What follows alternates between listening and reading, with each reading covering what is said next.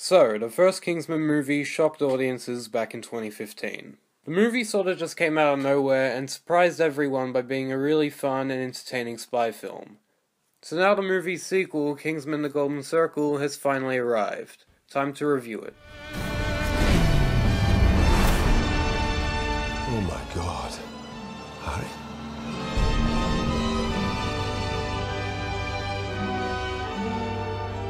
So before I talk about The Golden Circle, I feel like I should give my thoughts on the first Kingsman. Kingsman: The Secret Service is just a great action comedy movie.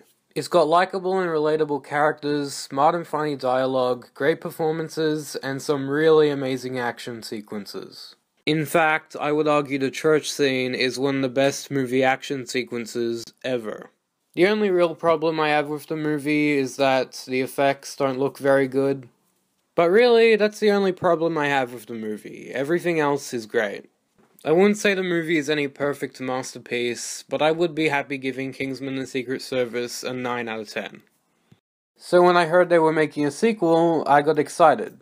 Matthew Vaughn was coming back, and I really like his movies.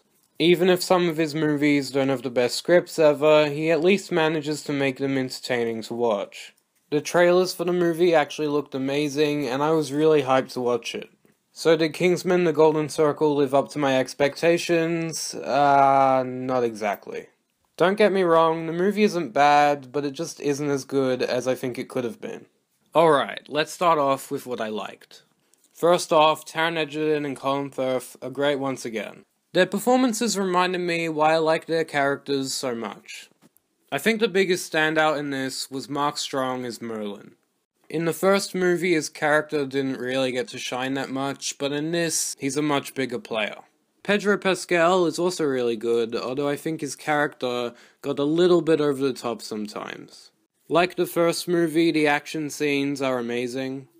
My favorite action scene, without a doubt, was the car chase. That scene was amazing. Also, one more thing to note. I'm pretty sure the editing in that scene was influenced by the way the car chases were edited in Baby Driver.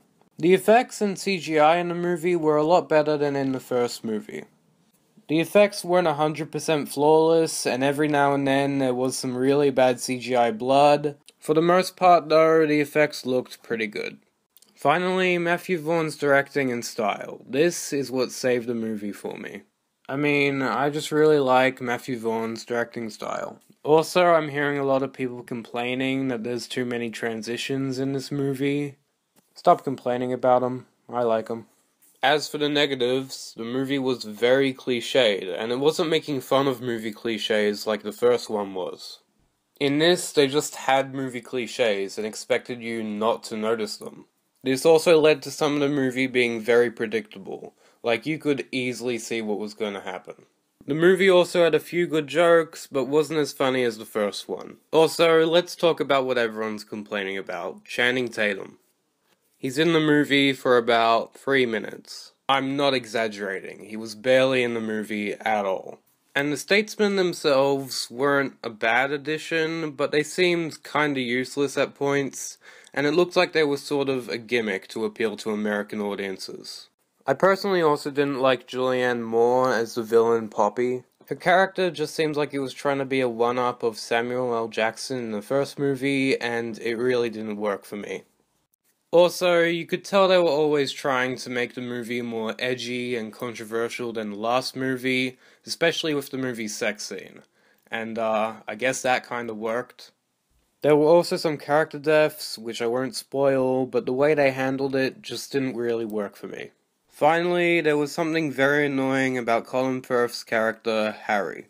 I won't spoil what was so annoying about his character, but if you've seen the movie, you probably know what I'm talking about, and every time it popped up, I was just all like, seriously, we're doing this again? Overall, Kingsman: The Golden Circle was fun, but flawed. The movie was entertaining enough, but the writing was just not good. I'm gonna give Kingsman: The Golden Circle a 6.3 out of 10. Anyway, that's what I thought about Kingsman: The Golden Circle. Thanks for watching, remember to like this video, I'd really appreciate it, leave a comment and subscribe for more videos like this one.